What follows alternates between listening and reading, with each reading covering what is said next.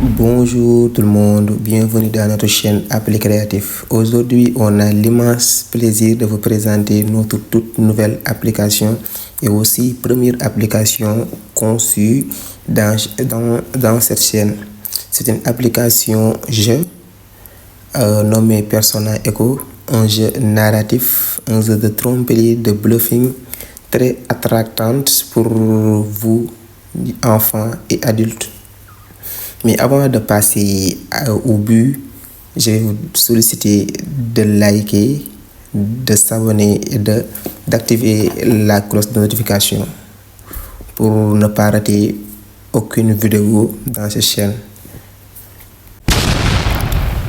Et si deviner l'identité de vos amis devenait un jeu, voici Persona Echo, un jeu narratif, social, un jeu de tromperie, de bluff, où chacun prend un personnage et met sa face cachette ou bien son identité, sa vraie identité est cachée.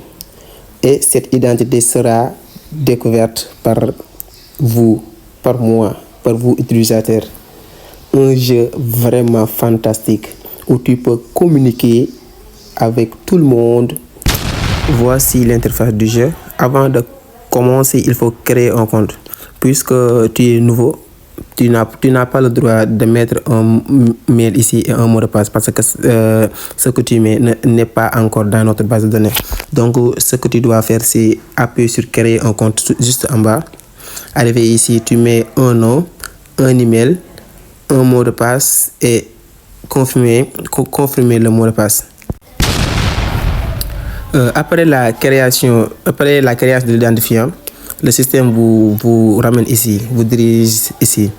Après, avant de passer à un jeu, je vais vous d'abord expliquer le jeu via l'info ici, l'info en haut. D'abord, le système répond à ces questions lui-même. Qu'est-ce que Persona Echo d'abord? Persona Echo est un jeu social narratif où l'art de la tromperie rencontre la psychologie humaine. Chaque joueur crée une fausse identité convaincante et tente de découvrir qui se cache derrière les personas des autres joueurs, tout en gardant sa propre identité secrète. Comment jouer d'abord? La création des personas. Pour la création des personas d'abord, tu dois inventer une identité fictive complète avec nom, âge, profession, traits de personnalité, histoire personnelle. Plus votre persona sera crédible et cohérent, plus vous aurez de chances de tromper vos adversaires. Après, dans la phase de discussion, parce que après création du persona, on vous dirige dans une salle appelée salle d'attente où si le nombre de joueurs est complète, on vous donne une manche à accomplir. Cette manche, c'est comme un groupe WhatsApp où chacun a une identité secrète ou une identité qui n'est pas sa propre identité. Vous allez interagir naturellement en jouant, poser des questions aux autres, raconter des anecdotes, réagissez aux conversations. Et dans les conversations, vous pouvez poser des questions, vous défendre. Toujours vous défendre parce que la défense c'est la partie du jeu quoi, parce que il faut que quand vous vous défendez, c'est vous avez la chance de tromper les autres, parce que si vous défendez assez bon et moi en tant que ton adversaire, je vais me dire que non, celui-ci n'est pas un fraudeur. Vous voyez, après vous allez tromper et poser des questions sur un persona. Supposons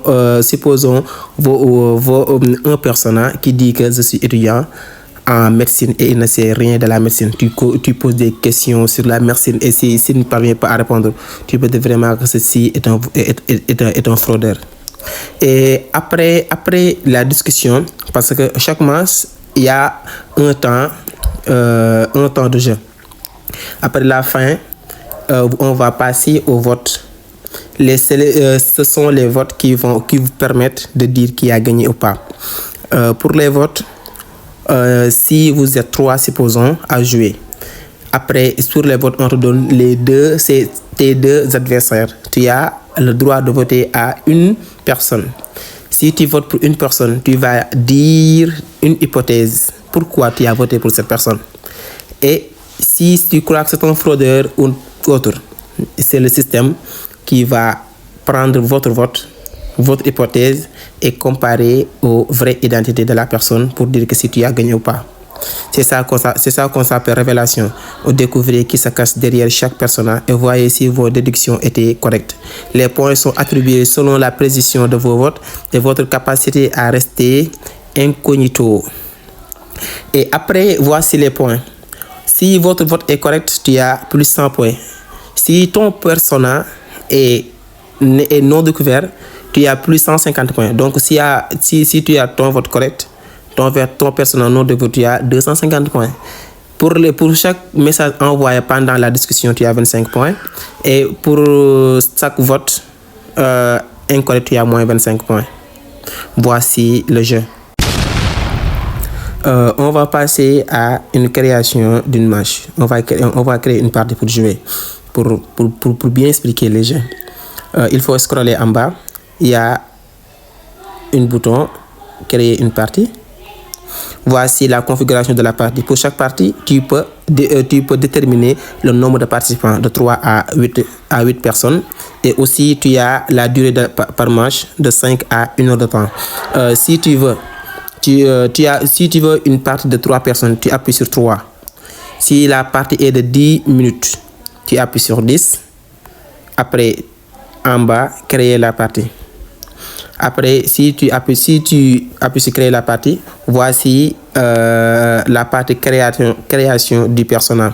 Après, ce qui est génial ici, c'est que le système peut te donner un personnage aléatoire. Si tu appuies sur générer un personnage aléatoire, il te donne un personnage aléatoire. Riley Jackson, il a 25 ans, c'est un musicien extraverti et passionné de voyage. Et pour histoire personnelle, c'est optionnel, mais tu peux le mettre. Pour loisir, c'est optionnel, mais tu peux le mettre. De même que petite manie, c'est optionnel. Après ceci, en bas, valider mon personnage. Si tu valides ton personnage ici, on t'amène dans la salle d'attente. La salle d'attente est une salle où toutes les personnes doivent se réunir. Supposons on doit avoir 3 personnes se réunir. Si 3 personnes se réunissent, un bouton ici, ou bien un bouton ici va te dire commencer la partie. Ou bien, si tu as créé une match et ici tu ne vois pas de personne ici, tu peux cliquer sur le bouton partager. Sur le bouton partager et tu peux partager le code de la partie. Pour chaque partie, il y a un code. Tu peux partager via message, mail, WhatsApp et tout pour vos amis de rejoindre la partie. C'est plus simple pour eux. Et c'est plus flexible quoi. Pour toi qui as reçu un lien d'invitation, ce que tu dois faire après avoir cliqué sur le lien, ça doit t'amener ici dans cette interface. Mais arrivé ici, tu ne dois pas cliquer sur créer une partie. Sinon, tu vas recréer une autre partie et tu vas rechercher aussi d'autres joueurs. Si tu as le code, arrivé ici, tu appuies sur rejoindre une partie. Tu mets le code ici et rejoindre. On met le code et on met rejoindre. Ici, si le code n'est pas bon, on te dit partie non trouvée. Veuillez vérifier le code de la partie. Et si tu mets le code, on va t'amener à créer un personnage. Et si un autre aussi fait la même chose, on a une partie de 3 personnes, la partie va commencer et on vous serez dans un groupe WhatsApp où vous allez parler, vous défendre, prendre vos mesures et de bien écouter, parce que le jeu n'est pas un simple jeu de plaisir, mais un jeu où tu peux apprendre beaucoup. ça va te permettre de voir le mensonge sur les personnes. Ça va te permettre de voir le système de tromperie que les gens utilisent pour tromper les gens, pour tromper les autres. Ça va te permettre aussi, ça va t'apprendre à bien comprendre la personne. Parce que si tu parviens à découvrir l'identité d'une personne, c'est un ami, il incarne une autre personne. Tu discutes avec lui et tu lui dis que je sais que c'est toi et tu as gagné. Ça, c'est extraordinaire. Je sais que c'est toi et par ses écrits, par ce qu'il dit, par ce qu'il fait, tu déduis cette personne. Ça, c'est extraordinaire. Hein?